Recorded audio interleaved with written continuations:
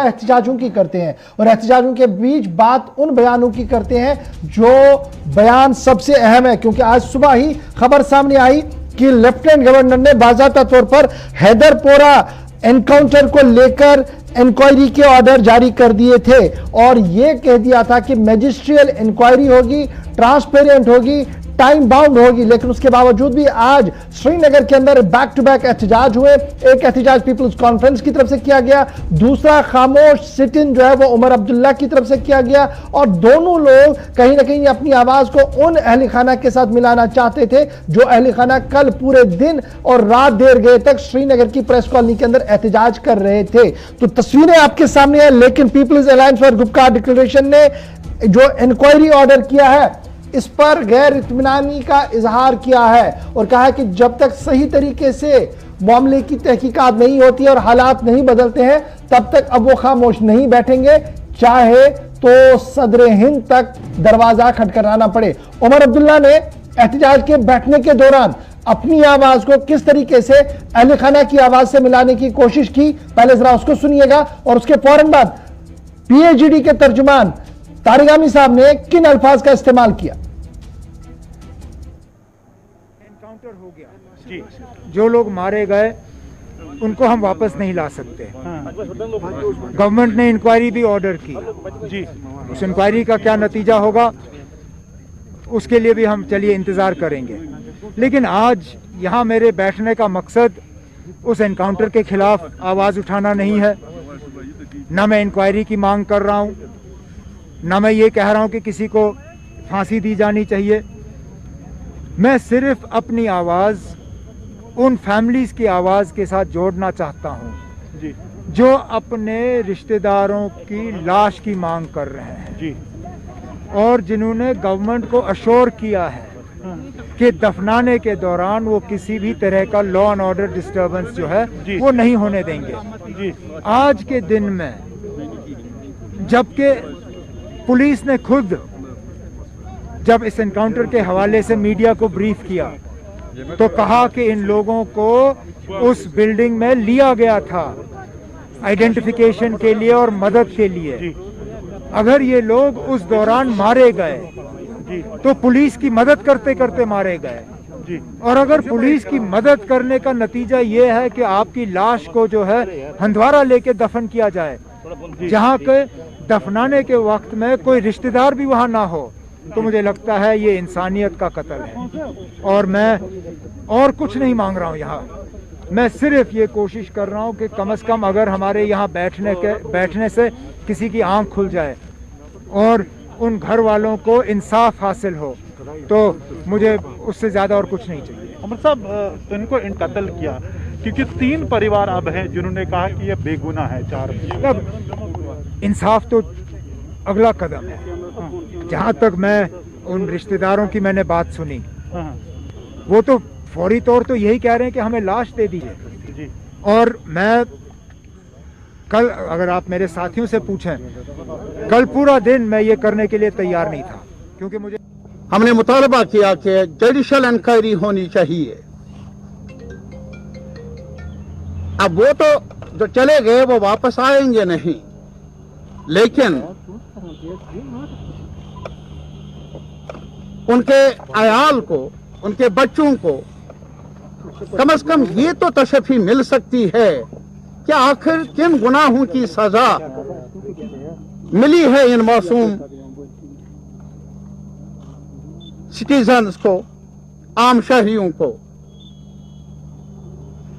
मालिक मकान अल्ताफ मुदस्सिर जो डॉक्टर पेशे से रहा है, और एक मजदूर रामबन से।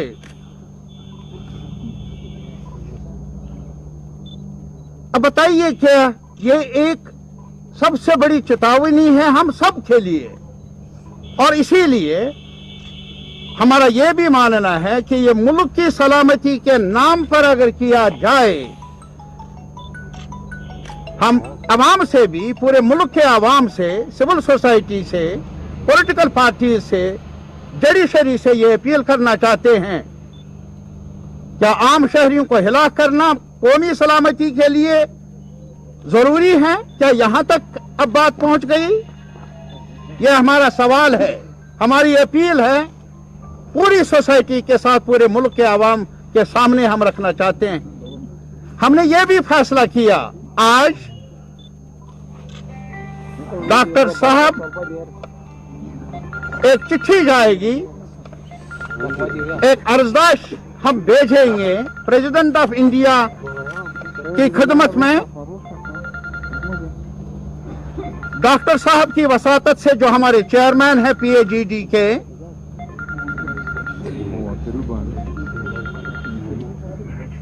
और उसमें हमने ये मुतालबा किया है कि इसकी तहकीकात होनी चाहिए, क्रेडिबल तहकीकात होनी चाहिए। यह नहीं कि मजिस्ट्रियल जिन्होंने किया, जिस इंतजामिया ने किया, वही अब मुनसिब भी बने, वो हमें मंजूर नहीं। हमने ये मुतालबा किया है कि एक क्रेडिबल इंक्वायरी होनी चाहिए, जो हमारी नजर में सिर्फ जुडिशियल इंक्वायरी।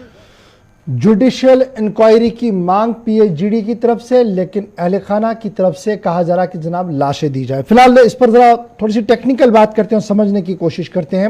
मेरे साथ जस्टिस नैन मसूदी साहब हैं, फॉर्मर जस्टिस भी हैं और इस वक्त सिटिंग मेंबर पार्लियामेंट है साउथ कश्मीर से। बहुत बहुत शुक्रिया जी मसूदी साहब, टाइम निकालने के लिए। मसरूफ थे आप, लेकिन उसके बावजूद वक्त निकाला, बहुत शुक्रिया उसके लिए।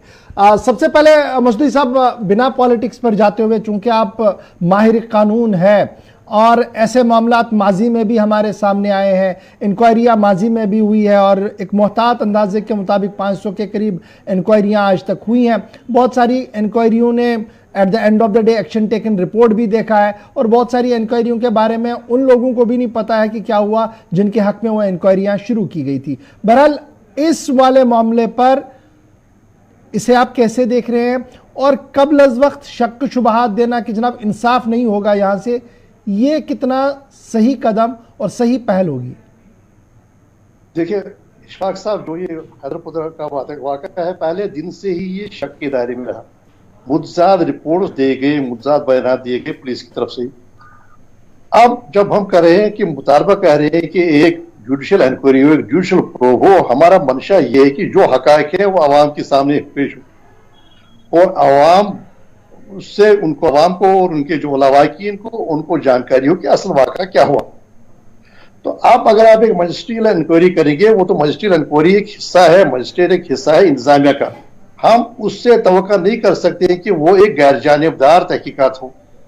अब देखिए, अगर खेरी के मामले में, यूपी के मामले में अगर एक हाईकोर्ट जज की निगरानी में तहकीकात हो, तो क्या वजह है कि हैदराबाद वाले मामले में ऐसी तहकीकात हो?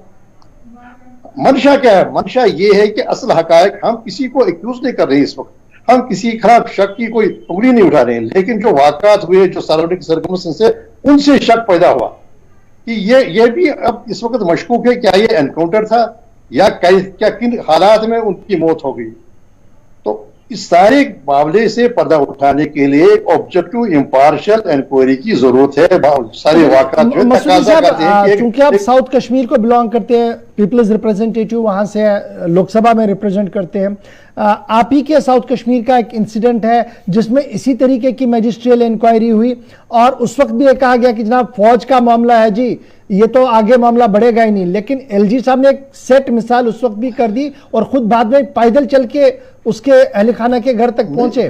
तो क्या यहाँ पर इस तरीके का माहौल नहीं हो सकता? ये तो स्टेट एडमिनिस्ट्रेशन का मामला है। देखिए, हम दर्दी जाहिर कर रहे हैं, एक बात है, देखिए 6 महीने की मासूम बच्ची है, जो बाकी बच्चे हैं, जो लवाकी, उनका ये हक है कि वो जाने कि असल वाक़या क्या हुए। फिर वाक़यात में उनके जो कफील थे खानदान के, उनकी मौत हो गई। तो अगर कहीं भी मुल्क में एक इंक्वायरी होती है, कहीं कहीं उसकी सरबराही एक हाईकोर्ट के जज करते हैं, साहब के जज करते हैं, तो क्या वजह कि हैदरपुरा में ऐसा ही अगर एक सेट मिसाल LG साहब ने पहले कर दी है साउथ कश्मीर में मैजिस्ट्रियल इंक्वायरी से लेकर आज जुडिशियल इंक्वायरी, हालांकि मुझे इसमें कोई प्रॉब्लम नहीं है, ना किसी को होनी चाहिए, जुडिशियल इंक्वायरी हो या मैजिस्ट्रियल इंक्वायरी हो, इंक्वायरी अगर हमने भरोसा होगा सिस्टम पे तभी जाकर वो क्रेडिबल बन सकती है। अगर हमने जज पे भी क्रेडिबिलिटी पर सवाल उठाने हैं, वो तो तब भी उठ सकते हैं कि जनाब सिस्टम वहां पर भी हिल सकता है। इशफाक साहब, आपने खुद ही कहा कि 500 के करीब इंक्वायरीज हो गई मजिस्ट्रियल, और किसी का क्या अंजाम हुआ मालूम नहीं।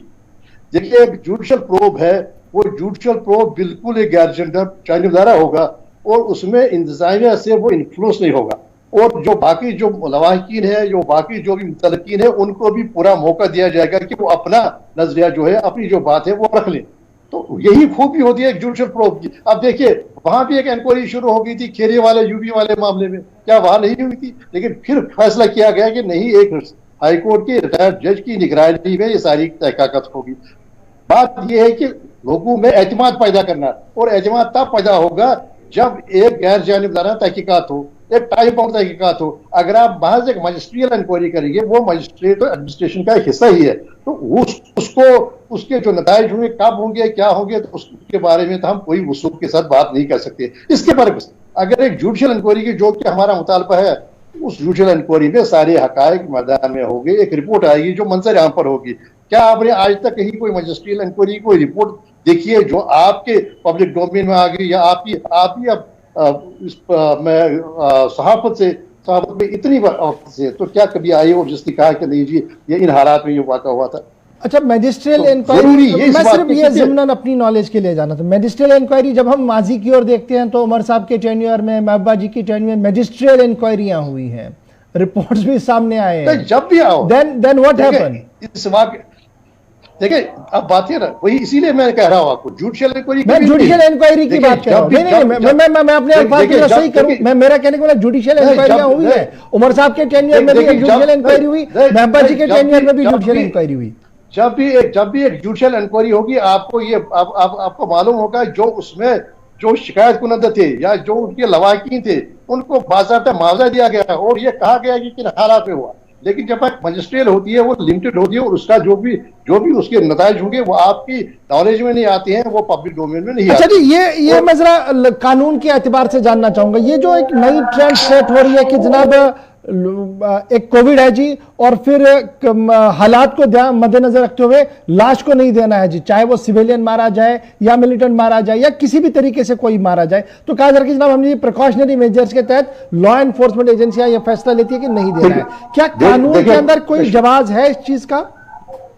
बिल्कुल नहीं जनाब, ये जो प्रैक्टिस शुरू की है पिछले 3 साल से, पहले जवाब दे रहे थे अभी इब्तिदार में कोविड वगैरह का, लेकिन बाद में उन्होंने खुद कहा कि जी लॉ एंड ऑर्डर की प्रॉब्लम होती है, हजारों लोग इस फुनरल्स में शिरकत करते हैं। देखिए, फुनरल की रेगुलेट करना वो तो इंतजामिया काम है, लेकिन जो एक बड़ा ही मुतबर के एक हक है, वो हक है एक तदफीन का हक, उस मैयत का हक है, और मैयत के लवाहिकीन का हक है कि वो अपने जो भी उनका मजहबी जो भी उनके रसूमात हो, जो भी उनके अकायद, उसके बारे में तदफीन करे, अपने कब्रिस्तान में तदफीन करे। देखिए, ये सारे हुकूक का पामाल नहीं कर सकते हैं, आप नहीं ले सकते हैं माजी इस बिना की कि हमें लॉ एंड ऑर्डर प्रॉब्लम होगी। भाई वो आपका काम है, आप कैसे किसी को 300 किलोमीटर दूर, 100 किलोमीटर दूर आप किसी की तदफीन कर सकते हैं, जबकि उसमें जो उनके जो प्रैक्टिस हैं, जो उनके अकायद हैं, उनके बारे में तदफीन। इसको कहते हैं राइट ऑफ डिसेंट बरियल, हमारी आईन में भी है और इंटरनेशनल ह्यूमैनिटेरियन लॉ के तहत भी बाज़ाब्ता है, और इसकी जो आजकल की जा रही है। अब देखिए, मुमकिन है ये वाक़ा जो है हैदरपुरा का वाक़ा, अब इस वाक़े की वजह से इस पर फोकस अटेंशन हो गया। सब कह रहे हैं कि ये क्या हो रहा है, पिछले 3 साल से किसी को अपने कब्रिस्तान में दफन होने की इजाजत नहीं दी जा रही, इस वजह पर यह कह करके नहीं जी हमारी लॉ एंड ऑर्डर की प्रॉब्लम होगी। भाई वो आपका काम है, वो कैसे रेगुलेट करेंगे, जैसे आज अब में आ रहा है कि वो आप करेंगे। देखिए, ये तो बिल्कुल हुकूक की पामाली है, और कानून इसकी इजाजत आईन इसकी साहब, क्या आपको नहीं लगता कि इस इंसिडेंट ने पॉलिटिकल पार्टीज को मजबूर किया कि वो आज सड़क पर आए, वो धरना करें, एहतजाज करें? अगर मैं थोड़ा सा ट्रैक पीछे चलूं तो काफी खामोशी थी, कई बार इंसिडेंट्स पर सवाल उठे, लेकिन एक ट्विटर के बाद खत्म हुआ। ये सिर्फ इसलिए इशू बना क्योंकि घर वाले बाहर आए, उन्होंने रात देर गए तक धरना दिया, जिसके बाद एडमिनिस्ट्रेशन ने चैनल ऑफ कम्युनिकेशन खोला और पॉलिटिकल पार्टियां मजबूर हुई। वो भी देखिए, घर वाले बाहर आ गए, वो भी आगे मुमकिन उससे सारा जो तहरीक मिली सारी चीज को। लेकिन एक बात भी देखिए आप, जो ये वाक़ा हुआ उससे पहले वक्त से ही, जब से इसको डिस्क्लोज किया गया, मुतज़ाद रिपोर्ट्स आ गई और वो खुद कन्विंस्ड नहीं थे वो क्या कह रहे हैं, क्या हालात वो बुन रहे हैं, क्या कहानी बुन रहे हैं, उसके बारे में आप अगर क्लोजली देखेंगे, ये जो पुलिस है या जो भी लोग, जो भी उनके जो नुमाइंदे हैं सरकारी, जो भी बयान देने वो खुद कन्विंसन नहीं थे इस मामले से। तो ये बिल्कुल एक मुश्तबह, पहली वक्त से ही मुश्तबह लग रहा था सारा मामला। तो उससे भी ज्यादा जो इसकी तरफ मबजूल हुई। और दूसरी बात जो आपने इशारा किया वो भी एक वजह है। इस वजह से और कभी न कभी सारी ज्यादतियों के खिलाफ, सारे जुल्म के खिलाफ आवाज तो होनी ही है। और कभी कभी कोई वाक़ा मुहरिक बन जाता है, मुतहरिक हो जाती है उससे जो सियासी पार्टियां हैं। तो क्या मैं ये समझूं कि अब सियासी जमातें एक प्लेटफॉर्म पर हैं? अब आप कह रहे हैं कि हम जी खत भी लिखेंगे सदर हिंद साहब को अगर मजबूरी पड़ी, क्योंकि अगर उसमें अल्फाज आया, ये अगर मगर की सियासत छोड़ के क्या कभी आगे भी बढ़े? अब देखे इशफाक साहब, अब तो रवाना हुआ है। हमने देखी ये इस वक्त जो राष्ट्रपति जी हैं उनके ये सदर राज में इलाका है जी, क्योंकि ये जो जम्मू कश्मीर है इस वक्त सदर राजधानी है और उनकी जिम्मेदारी बनती है। वो इस पर यहाँ पर हुक्मरानी चल रही है लेफ्टिनेंट गवर्नर की वसादत से। तो हमने मकतूब रवाना किया, उनको कहा कि एक जुडिशल प्रोब के लिए, अगर बाकी जगहों पर, अगर कलकत्ता में आप जुडिशल प्रोब की बात कर रहे हैं, जब कोई और मखसूस पार्टी के जो विक्टिम्स हो, तो खेरी में आप कर रहे हैं मुताबिक, तो यहाँ हैदरपुरा में क्यों नहीं हो सकता है जुडिशल प्रोब? दूसरी बात हमने कहा है कि ये जो राइट टू डिसेंट बुरियल है इसको डिनाई ना कीजिए। इंटरनेशनल ह्यूमन राइट्स लॉ के तहत ये राइट टू डिसेंट बुरियल एक सेकंड राइट है। और आपके आइन की तरह भी कलकत्ता हाईकोर्ट ने, बॉम्बे हाईकोर्ट ने कहा कि राइट टू डिसेंट बुरियल एक बुनियादी हकूक में शामिल है लवाकिन के। और मैयत का अपना हक है कि उसकी तदबीर हो, उसके जो भी मजहबी जो भी रसूमात हो, जो भी अकायद उनके मुताबिक यहाँ पर पामाल किए जा रहे हैं। वो हाँ, एक बात जरूर है, इस वाकये से मुझे लगता है कि आप ज्यादतियों के खिलाफ जो आवाज है वो ज्यादा बुलंद होगी। आप वो ज्यादा सियासी पार्टी सब ज्यादा हो जाएगी, ज्यादा रिस्पॉन्सिबल बन जाएगी।